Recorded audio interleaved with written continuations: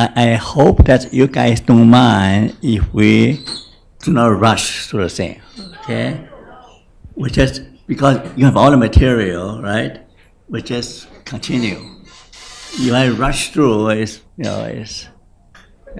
don't rush, okay?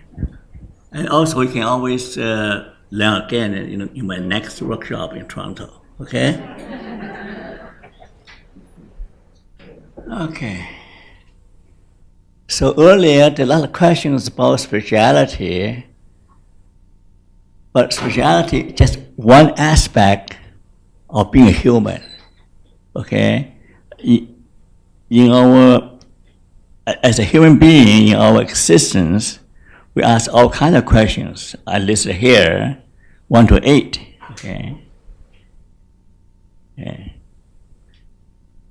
So I'm suggesting that all psychotherapists need to possess some level of existential competency.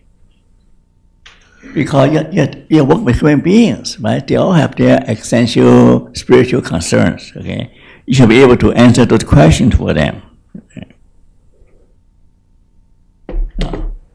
So right now, today, I just want to talk about 5 existential competence principles.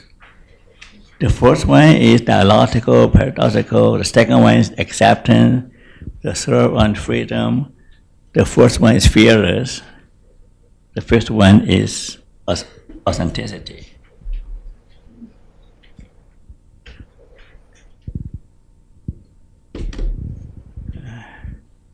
Earlier, I mentioned that there is the existential, positive existential givens. There's also the negative existential givens. Okay? So in order to remain healthy and achieve your goal of well-being or whatever, you need to find a way to integrate the two. Be quiet. Integrate the two opposing forces. Okay? This is called the dialectical principle, yin-yang or negative positive. You cannot focus on one at the expense of the other. Okay. Okay. Do you know how to juggle a ball? Which is easier, to juggle one ball or 2 balls? Which is easier? 1 ball, right? Most people function in a binary manner, either positive or negative. Okay? A smart person is able to hold both.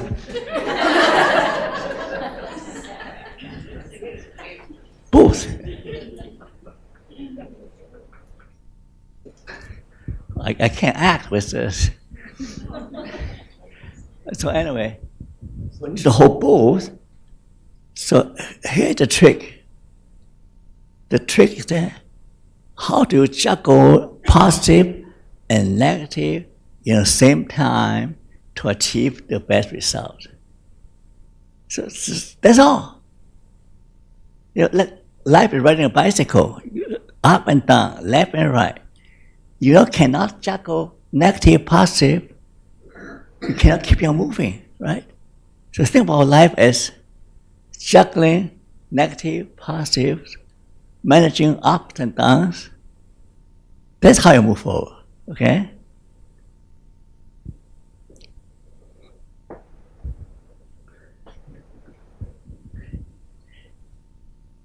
It's more flexible because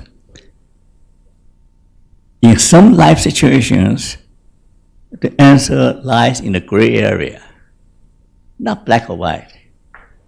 Can you handle the gray area? If you cannot handle the gray area, you'll be in trouble. Because not everything is black and white. Okay?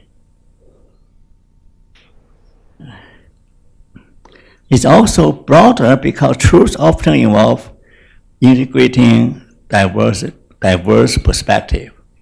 I'll demonstrate to you how I integrate existential psychology with parapsychology, how I integrate clinical psychology with parapsychology. So you're able to integrate both ends. That's why a dialectical mindset is very adaptive, because it's flexible, it's able to adapt to a broad spectrum of life's problems. So if you look at the world, not only in terms of black and white,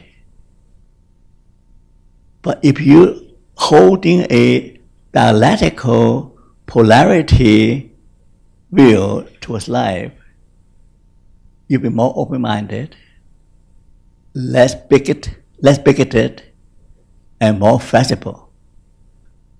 So this mindset requires cultivation, okay? Do not automatically reject something opposite to your belief. Think about, well, he might have a point here, right? Do not objectively reject anything that's different from you. Try to see, well, maybe they have a point. So if you're able to integrate black and white, then you're further ahead. So I've done a lot of research on a dual process model. To achieve the best success is to integrate approach and avoidance processes. Let me give you an example, okay? In the old days when I was a graduate student, the most prominent motivation theorist is Atkinson. Have you heard about him? Atkinson from the University of Michigan. According to Atkinson's theory,